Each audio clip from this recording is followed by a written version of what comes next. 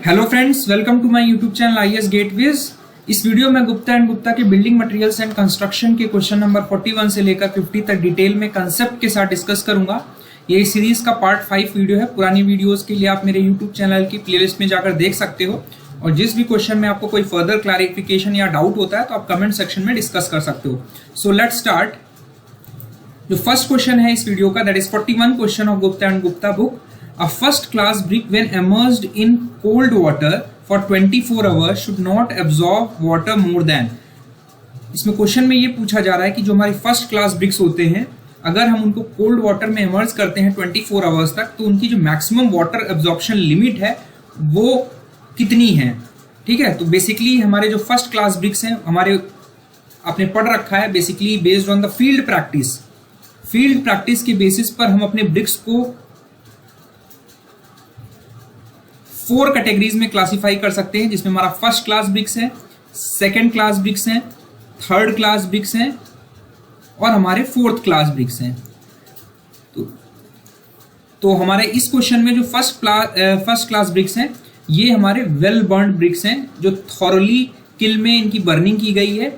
और कलर अगर आप इनकी बात करें तो they will indicate deep red, cherry and copper colour.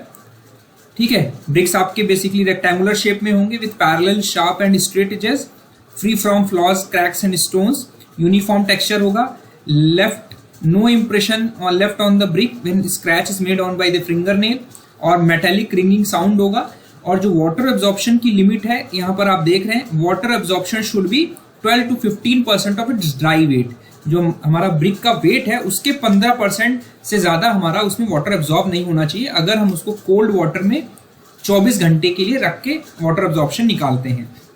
और जो कैटेगरी है उसके बेसिस पे जो कंप्रेसिव स्ट्रेंथ डिफाइंड है, तो कंप्रेसिव स्ट्रेंथ है it should be greater than और इक्वल टू 10.5 न्यूटन पर एमएम स्क्वायर। कहीं कहीं आपको ये 10 न्यूटन पर एमएम स्क्वायर भी मिलेगा। अगर इसको हम केजी पर सेंटीमीटर स्क्वायर में बदलें तो 105 केजी पर सेंटीमीटर स्क्वायर से हमारी जो स्ट्रेंथ होगी फर्स्ट क्लास ब्रिक्स की वो ज्यादा होगी। अब आते हैं जो फर्स्ट क्लास ब्रिक्स का यूसेज है, रिकमेंडेड फॉर पॉइंटिंग पर्पस। जो हमारे एक्सपोज फेस वर्क है मैसनरी स्ट्रक्चर्स में, फ्लोरिंग है, रेनफोर्स ब्रिक वर्क है। और जो हमारा IS का क्लासिफिकेशन है ब्रिक्स का, IS 1077, जो की बात करता है कॉमन बर्न्ड क्ले ब्रिक्स की जो स्पेसिफिकेशंस हैं। ठीक है, यहां पर आप देख पा रहे हैं ये 2007 में रीअफर्म किया गया है कोड। ठीक है, जो लेटेस्ट प्रोविजंस हैं IS 1077 से गवर्नड है, जिसमें जो ब्रिक का क्लासिफिकेशन है उसकी कंप्रेसिव स्ट्रेंथ के बेसिस पर ब्यूरो ऑफ इंडियन स्टैंडर्ड्स ने इस कोड में क्लासिफाई किया है, जिसमें बेसिकली जो क्लास ऑफ ब्रिक्स है that is based on the compressive strength. तो क्लास हमारी वेरी करती है 3.5 से लेकर 35 तक। क्लास 3.5 से क्लास 35 तक। जैसे आप कंक्रीट में M30, M25 इस तरह बात करते हैं, उसी तरह ब्रिक्स में हम क्लास की बात करते हैं कि किस क्लास का ब्रिक है। हमारी जो मिनिमम स्ट्रेंथ है, कंप्रेसिव स्ट्रेंथ होनी चाहिए ब्रिक की, वो रिकमेंड की है कोड ने कि 3.5 न्यूटन पर एमएम स्क्वायर। इसको केजी पर सेंटीमीटर स्क्वायर में कन्वर्ट करेंगे तो मिनिमम कंप्रेसिव स्ट्रेंथ जो हमारा कोड कहता है ब्रिक की होनी चाहिए 35 केजी पर सेंटीमीटर स्क्वायर या 3.5 न्यूटन पर एमएम स्क्वायर। अब ये क्लासिफिकेशन है, याद रखना है आपको कौन कौन से क्लासिफिकेशन है। 3.5, 5, 7.5, 10, 12.5, 15, 17.5, 20, 25, 30 एंड 35। तो 35 क्लास का मतलब है कि जो एवरेज कंप्रेसिव स्ट्रेंथ है ब्रिक की वो हमारी 35 न्यूटन पर एमएम स्क्वायर है। और जो ब्रिक्स जिनकी हमारी कंप्रेसिव स्ट्रेंथ जो है 40 न्यूटन पर एमएम स्क्वायर से ज्यादा आती है, उन्हें हम बोलते हैं हैवी ड्यूटी ब्रिक्स। ये आपको ध्यान रखना है। और इनमें जो वाटर एब्जॉर्प्शन की लिमिट रखी गई है वो रखी गई है कि they should not absorb water more than 5%। Maximum water absorption in bricks में हमारे 5% से कम होना चाहिए। इसी वजह से इन सारी चीज़ों की हायर स्ट्रेंथ की वजह से हम इनको हैवी ड्यूटी स्ट्रक्चर्स में यूज करते हैं, जो ब्रिजेस हो गए, फाउंडेशंस हो गए, इंडस्ट्रियल बिल्डिंग्स हो गई। ठीक है, अब इस क्लास के बेसिस पर जो IS 1077 का क्लासिफिकेशन है उसके बेसिस पर, उन क्लास के बेसिस पर हमारा वाटर एब्जॉर्प्शन की जो लिमिट रखी गई है वो ये रखी गई है कि जो क्लास हमारा 12.5 है, यानी जिन ब्रिक्स की स्ट्रेंथ 12.5 या उससे कम है वहां पर जो वाटर एब्जॉर्प्शन की मैक्सिमम लिमिट है वो हमारी है 20%। जब हम ब्रिक को 24 घंटे के लिए कोल्ड वाटर में इमर्ज करके वाटर एब्जॉर्प्शन निकालते हैं आफ्टर 24 आवर्स, पानी में हम 24 घंटे रखेंगे, ठीक है। और क्लास 12.5 मीन्स जिन ब्रिक्स की कंप्रेसिव स्ट्रेंथ हमारी 12.5 से कम है बेसिकली, और जहां पर हमारी कंप्रेसिव स्ट्रेंथ 12.5 से ज्यादा है, ठीक है। यहां पर अप टू है, यहां पर 12.5 इंक्लूडेड है, यहां पर एक्सक्लूडेड है, यानी ब्रिक्स की क्लास 12.5 से जिन क्लास जो हायर क्लास ऑफ ब्रिक्स हैं उनकी कंप्रेसिव स्ट्रेंथ के बेसिस पर जो वाटर एब्जॉर्प्शन की लिमिट रखी गई है वो 15% रखी गई है। तो अब आपके जो फर्स्ट क्लास ब्रिक्स हैं, आपको मैंने बताया कि इनकी जो कंप्रेसिव स्ट्रेंथ है ये हमारी 10.5 न्यूटन पर एमएम स्क्वायर से ज्यादा होनी चाहिए, ठीक है। तो ये आप देख पा रहे हैं कि आपकी जो लिमिट है वो इस रेंज में आ रही है 10.5। तो जो मैक्सिमम लिमिट हम अलाउ करेंगे फर्स्ट क्लास ब्रिक्स के लिए 15%, और यही एस के दुग्गल की बुक में जो मैंने आपको ऊपर बताया 12 से 15%, वो तो करेक्ट आंसर जो होगा, मोस्ट रेलेवेंट आंसर होगा वो 15% होगा। और जो सेकेंड क्लास ब्रिक्स हैं, सेकेंड क्लास ब्रिक्स की जो कंप्रेसिव स्ट्रेंथ है वो हमारी वेरी करती है 7 न्यूटन पर एमएम स्क्वायर से लेकर 10.5 न्यूटन पर एमएम स्क्वायर के बीच में।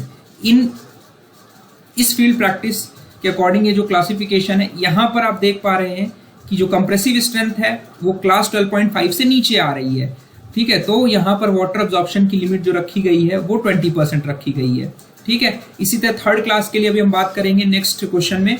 तो आपको ध्यान रखना है, ये 7.2 IES-1077 का प्रोविजन कहता है कि अगर हम IES-3495 पार्ट 2, इससे इस कोड में हमारे टेस्ट प्रोसीजर दिए हुए हैं कि हम कोल्ड वाटर इमर्जन टेस्ट कैसे करते हैं ब्रिक्स में for water absorption. Part 2, after immersion in cold water for 24 hours, water absorption shall not be more than 20% by weight up to class 12.5 and 15% by weight of higher classes।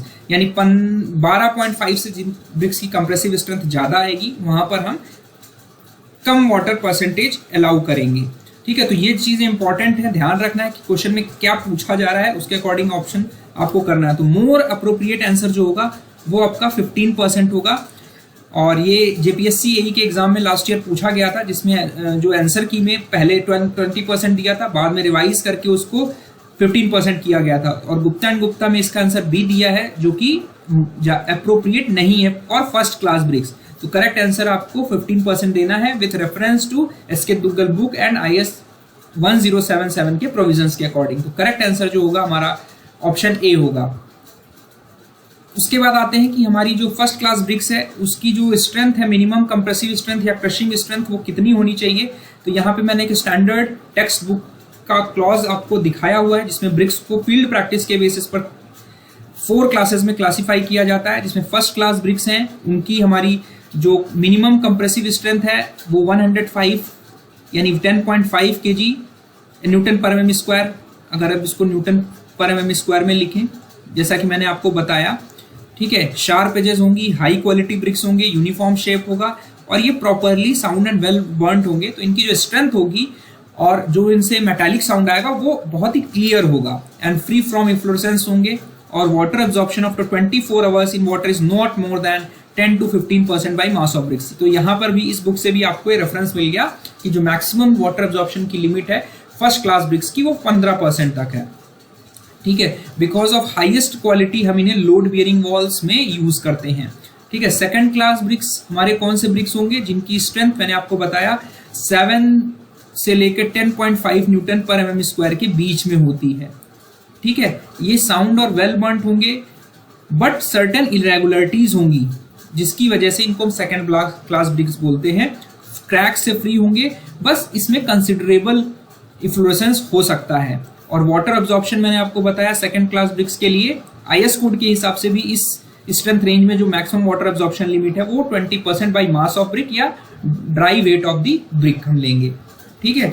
Load bearing wall में आप use कर सकते हो, लेकिन जहां पर load capacity moderate होगी single storey buildings तक के लिए। पार्टीशन वॉल्स में ज्यादातर यूज किए जाते हैं सेकंड क्लास के bricks. They are preferred as brick ballast in foundation and floorings में हमारे सेकंड क्लास के ब्रिक्स हम यूज करते हैं जनरली। जो थर्ड क्लास के ब्रिक्स हैं ये हमारे बेसिकली अंडर बर्न ब्रिक्स होते हैं। ध्यान रखना है आपको, थर्ड क्लास ब्रिक्स हमारे अंडर बर्न ब्रिक्स हैं, मीन्स प्रॉपरली बर्निंग नहीं हुई है उनकी। और जो फोर्थ क्लास ब्रिक्स होते हैं ये हमारे ओवर बर्न ब्रिक्स होते हैं। ठीक है, ये पूछा जाता है एग्जाम में। Third class under burn bricks हैं और इनकी जो स्ट्रेंथ है बेसिकली थर्ड क्लास ब्रिक्स की, वो हमारी 30 kg पर सेंटीमीटर स्क्वायर से ज़्यादा होनी चाहिए, यानी 3 न्यूटन पर mm स्क्वायर से ज़्यादा होनी चाहिए हमारी थर्ड क्लास ब्रिक्स की स्ट्रेंथ। ठीक है, और जो वाटर एब्जॉर्प्शन लिमिट है यहाँ पर 25% लिमिट है after 24 hours of immersion. Dull sound आपको मिलेगा अगर दोनों को आप दो ब्रिक्स को आपस में आप टकराएंगे तो, which is called soundness test. ध्यान रखना है कि अगर दो ब्रिक्स को आप आपस में स्ट्राइक कर रहे हैं तो अगर साउंड हमारी डल आ रही है तो इससे ये क्लियर है कि हमारा वो ब्रिक जो है वो फर्स्ट क्लास या सेकंड क्लास में नहीं आता है। ठीक है, because of its poor strength and texture but highly economical. ठीक है, तो ये चीजें थी जो आपको ध्यान रखना है। तो क्रशिंग स्ट्रेंथ जो है फर्स्ट क्लास ब्रिक्स के लिए आपको बताया, it should not be less than 10.5 Newton पर mm स्क्वायर और 105 kg पर सेंटीमीटर स्क्वायर। ठीक है, और अगर सेकेंड क्लास ब्रिक होता तो ऑप्शन बी हमारा करेक्ट होता सेकेंड क्लास ब्रिक्स के लिए, और 3.5 न्यूटन पर mm स्क्वायर होता तो ये हमारा बेसिकली थर्ड क्लास ब्रिक्स के लिए मोर अप्रोप्रिएट आंसर है। ठीक है, तो ये आपको ध्यान रखना है। ऑप्शन क्वेश्चन 43 है, इसमें हमारा जो एल्यूमिना है बेसिकली ब्रिक अर्थ में, उसका बेसिक फंक्शन हमारा क्या होता है, बेसिक प्राइमरली फंक्शन क्या होता है।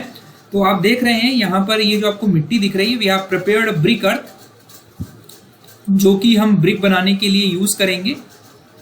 ठीक है, तो बेसिकली जो भी हम ब्रिक्स बना रहे हैं उसमें जो क्ले हम यूज कर रहे हैं उसकी प्रॉपर्टी ऐसी होनी चाहिए कि हम उसको डिजायर्ड शेप में मोल्ड कर सकें after going through various processes, और साथ ही साथ जब हम उसको ड्राई करें वो श्रिंक नहीं होना चाहिए और उस पर क्रैक्स डेवलप नहीं होनी चाहिए। तो जो ब्रिक अर्थ आप प्रिपेयर कर रहे हो, ठीक है, जो आपने ब्रिक अर्थ प्रिपेयर की आफ्टर वेरियस प्रोसेसेस, ठीक है, जिसमें आपकी ब्लेंडिंग है, मिक्सिंग है, सारे प्रोसेस करने के बाद आपका जो कंपोजिशन होना चाहिए based on various field results जो हमने देखा गया, उसमें सिलिका और एल्यूमिना जो हैं ये हमारे मेजर कंपोनेंट्स हैं ब्रिक अर्थ के। ठीक है, तो अगर आपसे पूछा जाता है major components are silica and alumina. Alumina basically हमारा एल्युमिनियम ऑक्साइड होता है, अगर इसका केमिकल फॉर्मूला देखें Al2O3 जनरली हम लिखते हैं, और it is obtained from bauxite. अगर किसी भी क्ले में अगर ये कंपोजिशन आपको नहीं मिल रहा है तो आपको सिलिका का ये कंपोजिशन मेंटेन करने के लिए उसमें सैंड मिलानी पड़ेगी, because sand is the main source for silica. और एल्यूमिना अगर हमारा कम है तो वहां पर आपको बॉक्साइट का रॉ जो ओर होता है उससे हमें एल्यूमिना डराइव करना होगा और उसे अपनी ब्रिक अर्थ में मिलाना होगा टू गेट दिस प्रोपोर्शन। तो एल्यूमिना का जो मेजर कंपोजिशन में वेटेज है वो 20 से 30% है और सिलिका का 50 से 60% है।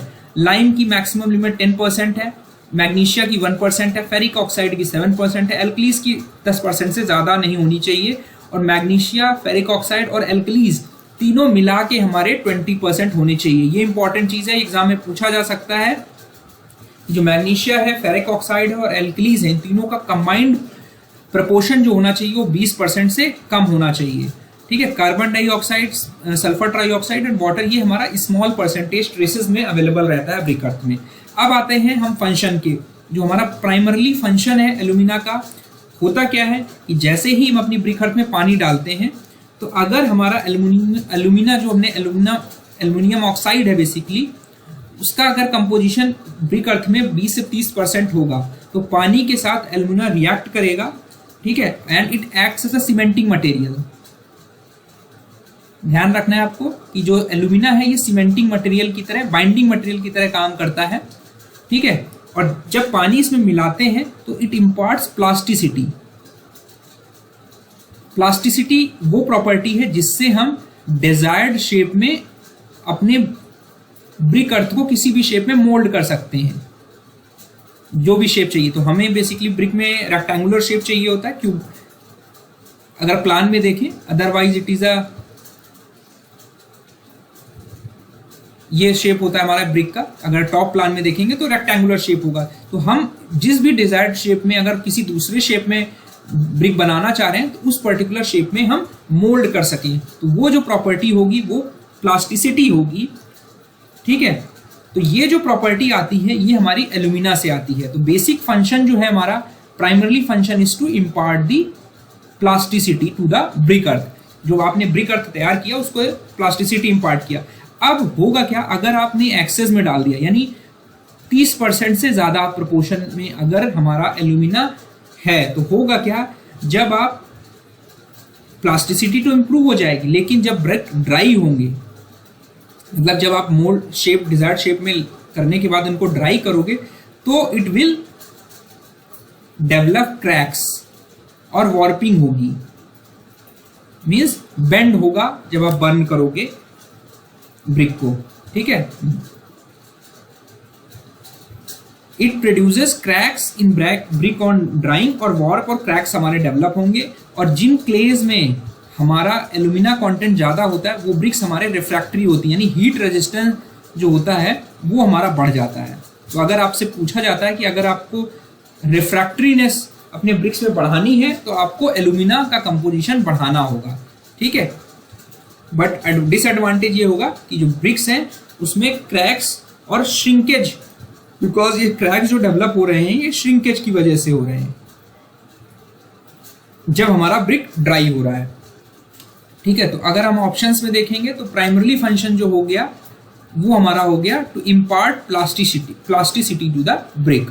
ठीक है, नेक्स्ट क्वेश्चन हमारा आता है कि हमारा जो एल्यूमिना का परसेंटेज है, मैंने आपको बताया 20 से 30% is the most optimum percentage for preparation of brick earth. तो करेक्ट आंसर जो होगा ऑप्शन बी होगा, और यहाँ पे मैंने कुछ आपको ऑलरेडी एक्सप्लेन कर दिया है।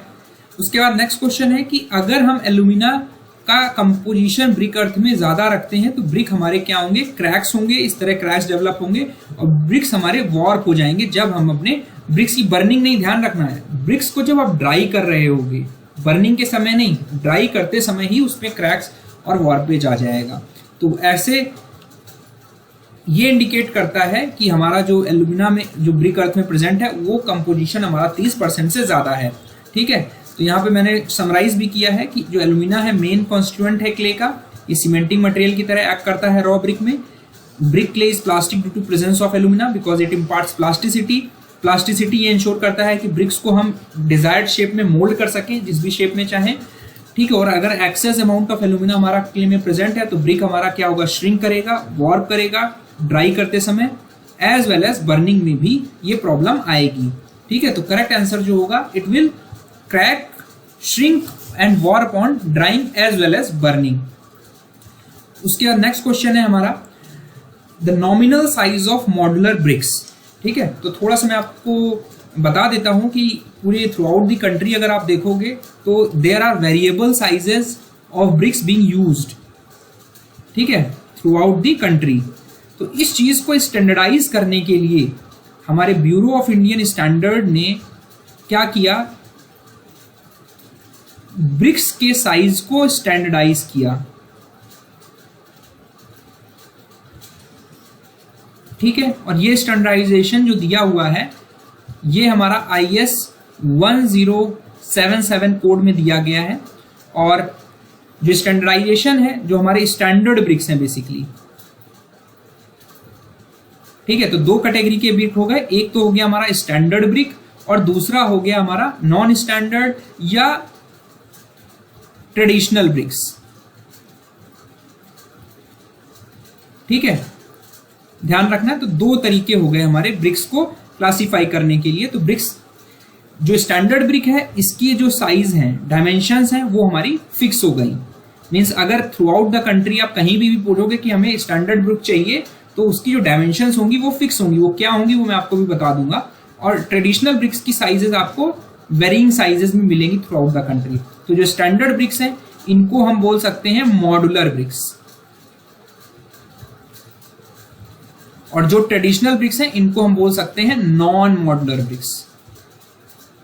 अब कोड ये कहता है कि अगर आप मॉड्यूलर ब्रिक यानी स्टैंडर्ड ब्रिक यूज कर रहे हो तो उसके जो एडवांटेजेस हैं ट्रेडिशनल ब्रिक के ऊपर क्या है कि हमारा they require less drawing area, हमारा फ्लोर एरिया में सेविंग होगी, ब्रिक मैसनरी की कॉस्ट में सेविंग होगी, लेबर कॉस्ट में सेविंग होगी, हैंडलिंग के दौरान लॉसेस कम होंगे and less consumption of motor होगा। ये हमारे IES 177 कोड ने ये कुछ एडवांटेजेस बताए हैं कि स्टैंडर्ड ब्रिक्स का यूज करने के क्या फायदे हैं। ठीक है, तो अब स्टैंडर्ड ब्रिक्स के अगर हम डायमेंशंस की बात करें, ठीक है, तो स्टैंडर्ड यानी मॉड्यूलर जो आपके ब्रिक्स हैं यानी स्टैंडर्ड ब्रिक्स हैं, उसमें आपके दो साइजेस हैं। एक साइज होगा आपका स्टैंडर्ड साइज और एक साइज होगा हमारा नॉमिनल साइज। स्टैंडर्ड साइज का मतलब है कि हमारी बेसिकली डायमेंशंस क्या हैं, स्टैंडर्ड डायमेंशंस क्या हैं। ठीक है, तो स्टैंडर्ड डायमेंशंस मैंने आपको दिखा रखी हैं कि ये ब्रिक की हमारी अगर ये लेंथ है, ये विड्थ है और ये हाइट है। ठीक है, तो लेंथ हमारी 190 mm, विड्थ हमारी 90 mm और हाइट हमारी 90 mm। ठीक है, और अगर इंचेस में बात करें तो 7.48 इंचेस में भी ध्यान रखने की जरूरत है, एग्जाम में पूछा जा सकता है, ये इंटरव्यू में भी पूछा जा सकता है। 3.54 इंचेस और 3.54 इंचेस हाइट, तो ये हमारा स्टैंडर्ड साइज है। अब जब हम बात करते हैं मॉड्यूलर ब्रिक्स के नॉमिनल साइज की, तो नॉमिनल साइज हमारा यूज होता है ब्रिक मैसनरी में। जैसे ही बात करते हैं मैसनरी की, तो इसका मतलब हो गया ब्रिक्स के साथ आपका मोटार यूज हो रहा है। तो थ्रू आउट द ब्रिक, अगर ये ब्रिक है तो इसके चारों तरफ आपका क्या आ जाएगा,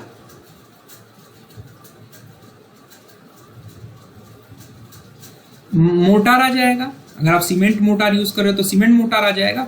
तो जो इसकी डायमेंशंस बनेंगी वो आपकी हो जाएंगी 1 सेंटीमीटर आप बढ़ा दोगे, यानी 20 centimetre cross 10 centimetre cross 10 centimetre, यानी mm में हो जाएगा 200 mm, 10 mm, 100 mm cross 100 mm। ठीक है, तो ये जो साइज है हमारा, जिसमें आपका मोटार का साइज भी इंक्लूडेड है स्टैंडर्ड साइज के अलावा, तो वो साइज हमारा कहलाएगा नॉमिनल साइज। यहाँ पे कुछ स्टैंडर्ड कोड की भाषा में बात करें अगर, कि standard modular size, standard modular size जैसे ही बोल दिया, स्टैंडर्ड साइज हमारा दो साइजेस आता है। जनरली हम लोग पढ़ते एक साइज है, लेकिन एक्चुअल में कोड कहता है दो स्टैंडर्ड साइज आते हैं मॉड्यूलर ब्रिक्स के, जिसमें 190 क्रॉस 90 क्रॉस 90 mm और दूसरा साइज जो आता है हाइट, जिसमें हमारी 40 mm आती है। ध्यान रखना है, दो साइजेस हमारे पास IES 1077 के अकॉर्डिंग अवेलेबल हैं स्टैंडर्ड साइजेस। ठीक है, तो अगर आपका इन्हीं का नॉमिनल साइज पूछेगा तो इसमें 10 mm आपका बढ़ जाएगा, यानी यहाँ पर 50 mm हो जाएगा। अगर नॉमिनल साइज पूछता है 10 mm बढ़ा दिया जाएगा। जो non modular sizes generally use किए जाते हैं वो 230 mm cross 110 mm cross 70 mm, 230 cross mm, 110 cross mm, 30 mm। तो ये हमारा इंपॉर्टेंट चीजें हैं नॉन मॉड्यूलर ब्रिक्स, जो ट्रेडिशनल साइज आपको मिल सकता है। जनरली हमारा कोड कहता है कि ये साइज हम यूज कर सकते हैं। ठीक है, तो प्लान वाइज जो ब्रिक का शेप है वो रेक्टेंगुलर होता है, ये आपको पता है, because it is conveniently handleable.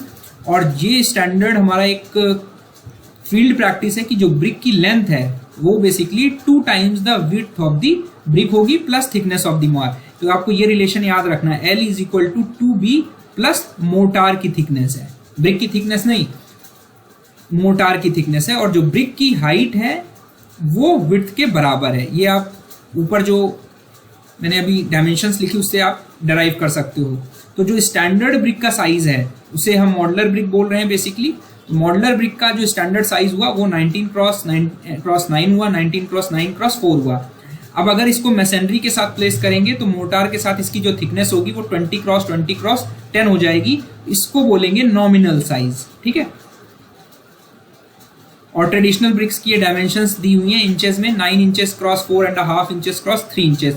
और ऐसे ब्रिक्स का जो वेट है हमारा वो 3 kg के आसपास होता है। एक इंडेंट हमारा रहता है, इस इंडेंट को जो ऊपर हमारा सरफेस पे टॉप ऑफ ब्रिक जो इंडेंट है जिसकी गहराई जो है वो 10 to 20 mm है, यानी 1 से 2 सेंटीमीटर डेप्थ होती है इसकी। तो मैक्सिमम डेप्थ 20 सेंटीमीटर है। ठीक है, और ये डेप्थ जो रहती है ये हमारे 9 सेंटीमीटर हाई ब्रिक्स के लिए रहती है। ध्यान रखना, जो 90 mm हाइट वाले ब्रिक्स हैं उनमें हम 1 से 2 सेंटीमीटर डीप इंडेंट देते हैं। और फ्रॉक की अगर डायमेंशन देखें तो यहाँ वाला जो पहला फिगर है उसमें आपकी डायमेंशन हो जाएगी 10 सेंटीमीटर लेंथ, 4 सेंटीमीटर विड्थ और 1 सेंटीमीटर टू 2 सेंटीमीटर हाइट। ठीक है, तो ये सेंटीमीटर्स में है। पर्पस आपका फ्रॉग का पता है कि it is use to form a key for holding the mortar and therefore the bricks are laid with fixed frogs on the top. यानी जब आप मैसनरी करोगे तो जो फ्रॉग पोर्शन है वो हमारा टॉप फेस पे रहना चाहिए to ensure proper bonding with the another जो हमारी कोर्स है लेयर है उसके साथ अच्छी प्रॉपर बॉन्डिंग हो जाए।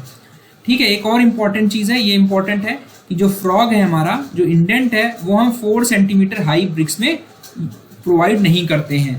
ध्यान रखना है आपको, जो यहाँ पर आपको मैंने ये वाला मॉडलर साइज बताया स्टैंडर्ड साइज ब्रिक का, ये वाला, इसमें आपका फ्रॉग इज नॉट प्रोवाइडेड। दूसरे स्टैंडर्ड साइज ब्रिक में हमारा ये फ्रॉग नहीं प्रोवाइड किया जाता है। तो यहाँ पर करेक्ट आंसर जो होगा हमारा नॉमिनल साइज पूछा जा रहा है मॉडलर ब्रिक के साथ। इट मीन्स यहाँ पे मैसनरी की थिकनेस यानी मोटार की थिकनेस इंक्लूड करनी है, तो हमारा करेक्ट आंसर जो होगा 200 क्रॉस 110 सेंटीमीटर होगा। और ये वाला जो साइज है आपका ये हमारा स्टैंडर्ड साइज है मॉडलर ब्रिक का। ठीक है, तो अब कंफ्यूज नहीं होना है आपको। उसका नेक्स्ट क्वेश्चन है कि हमारा जो गुड ब्रिक अर्थ है उसमें सिलिका का परसेंटेज कितना रखना है। तो silica is the major primary constituent जो कि हमारा बेसिकली सैंड से मिलता है and it is used in the proportion of 50 to 60%। Total brick earth का 50 से 60, मतलब अगर आपकी 100 kg ब्रिक अर्थ है तो आपका 50 से 60 kg उसमें हमारा सिलिका रहेगा। ठीक है, और इसको बेसिक फंक्शंस क्या है, फंक्शन ये है कि अगर आपका सिलिका इस परसेंटेज में प्रेजेंट होगा तो जो शेप है ब्रिक का वो हम रिटेन कर सकते हैं, अदरवाइज वो डिफॉर्म हो जाएगा अगर इसमें सिलिका अप्रोप्रिएट नहीं होगा। ठीक है, तो बेसिकली इट इम्पार्ट्स स्ट्रेंथ और ड्यूरेबिलिटी इम्पार्ट करेगा और श्रिंकेज और वॉर्पिंग को प्रिवेंट करेगा। ठीक है, तो शेप रिटेन करने का मतलब सीधे सीधे यही है कि वॉर्प नहीं होगा। जो शेप आपने मोल्ड किया जिस शेप में, उसी शेप में वो बना रहेगा और उसको उस शेप को वो ड्यूरेबिलिटी और स्ट्रेंथ प्रोवाइड करेगा। अगर सिलिका एक्सेस में होगा तो इसका मतलब हमारी कोहेशन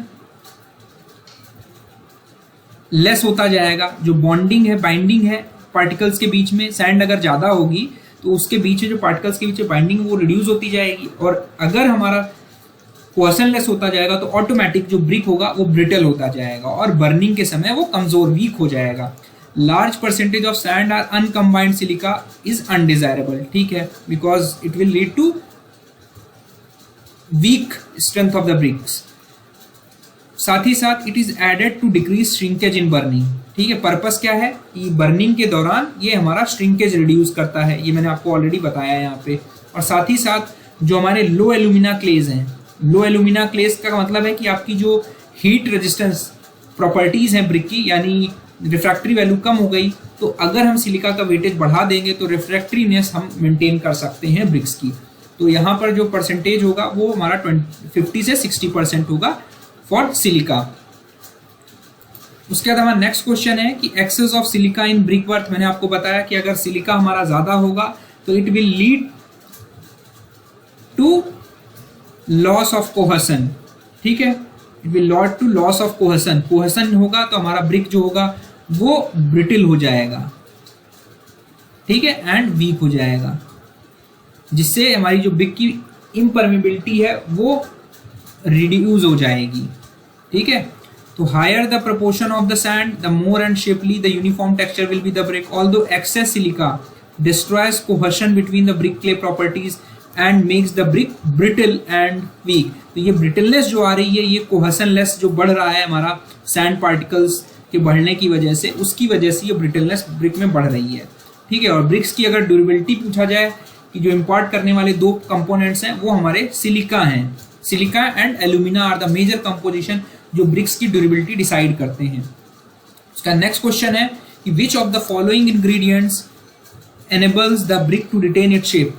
ठीक है, इसका मतलब ये है कि जिस शेप में आपने ब्रिक को मोल्ड किया, हमारा ब्रिक बर्निंग के दौरान, ड्राइंग के दौरान उसी शेप में बना रहे। ये चीज़ इंश्योर करने के लिए हमें ये इंश्योर करना है कि हमारा जो सिलिका है उसका कम परसेंटेज जो है वो 50 से 60% होना चाहिए। ठीक है, तभी हमारा ब्रिक का शेप रिटेन रहेगा और हमारे जो ब्रिक की ड्यूरेबिलिटी वो अच्छी होगी और हमारा ब्रिक में श्रिंकेज और वार्पिंग नहीं होगी।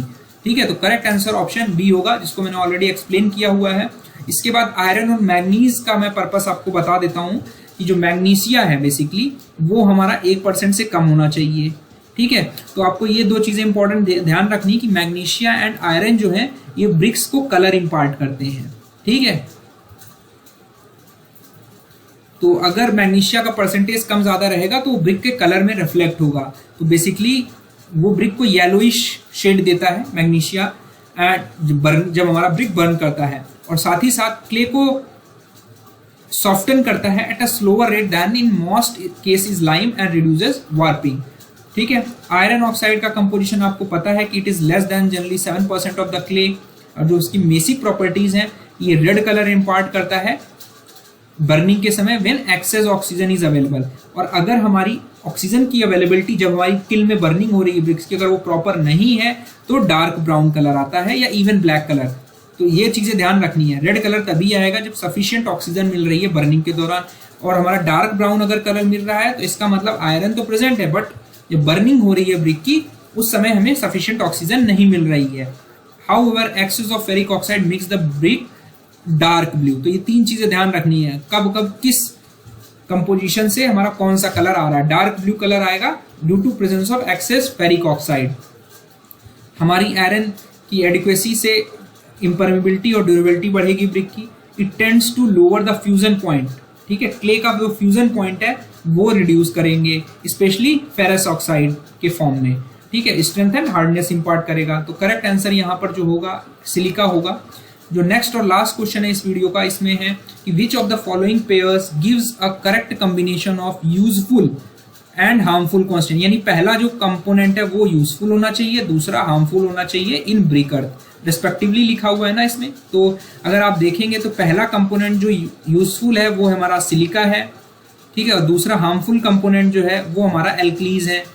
अगर एक लिमिट यानी 10% मैक्सिमम लिमिट रखी गई है, इससे ज़्यादा होंगे तो हमारे जो ब्रिक्स में हमें डिट्रेस इफेक्ट देखने को मिलेगा।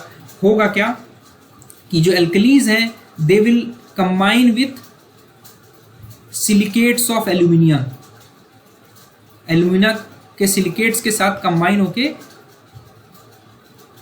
ये प्रेसिपिटेट फॉर्म में बाहर आ जाएंगी in the presence of moisture. तो बेसिकली जो एल्कलीज हैं ये हमारे caustic soda and potash soda है जिसमें KOH और NOH के फॉर्म में ये एल्कलीज रहती हैं। ठीक है, कहीं कहीं आप K2O एंड Na2O3 के फॉर्म में भी आप इसको देखेंगे। ठीक है, अगर एक्सेस में एल्कलीज हैं तो हमारे ब्रिक्स को अनसूटेबल कर देंगे, एंड जो एक्चुअल आपको ब्रिक्स में ये डेफिशिएंसी देखने को मिलती है जिसे आप इफ्लोरेसेंस नाम से जानते हैं, इसके लिए मैंने एक ऑलरेडी सेपरेट वीडियो बना रखा है। इसमें इफ्लोरेसेंस टेस्ट हम कैसे परफॉर्म करते हैं ये सारी चीजें आपको एक्सप्लेन कर रखी हैं। तो basically alkalis are responsible for the efflorescence, और सिलिका मैंने आपको बता दिया है कि अगर एक्सेस में हमारा सिलिका होगा तो हमारा जो ब्रिक्स है वो ब्रिटल और वीक हो जाएगा, बट नॉर्मल यूसेज में हमें इसका परसेंटेज 50 to 60% रखना होगा। ठीक है, जो पहला ऑप्शन है इसमें आप देख रहे हैं जो लाइम स्टोन है और एल्यूमिना है। तो लाइम स्टोन एक लिमिट से ज़्यादा होने के बाद ये हार्मफुल हो जाता है बिकॉज इट इज़ जो लाइम है लिमिट इज रिस्ट्रिक्टेड टू 10%।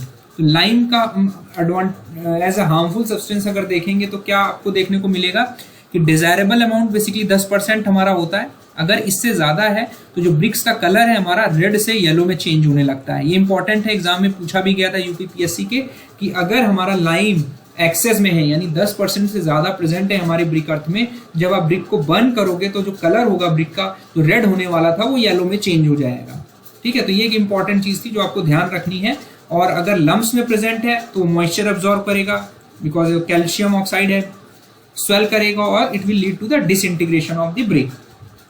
तो जो मोर अप्रोप्रिएट आंसर होगा जिसमें पहला जो एलिमेंट है वो यूजफुल है, दूसरा हमारा हार्मफुल है। एल्यूमिना एंड आयरन दोनों ही यूजफुल कंपाउंड है, एल्कलीज एंड मैग्नीशिया भी तुम्हारे दोनों ये रिवर्स है। यहाँ पे एल्कली जो है वो पहला आइटम जो है हार्मफुल है, दूसरा आइटम जो है यूजफुल है। ठीक है, तो हमारा जो मोस्ट अप्रोप्रिएट आंसर बनेगा वो ऑप्शन बी बनेगा। Correct answer is option B. I hope मेरा वीडियो आपको पसंद आया होगा। Thank you and all the best.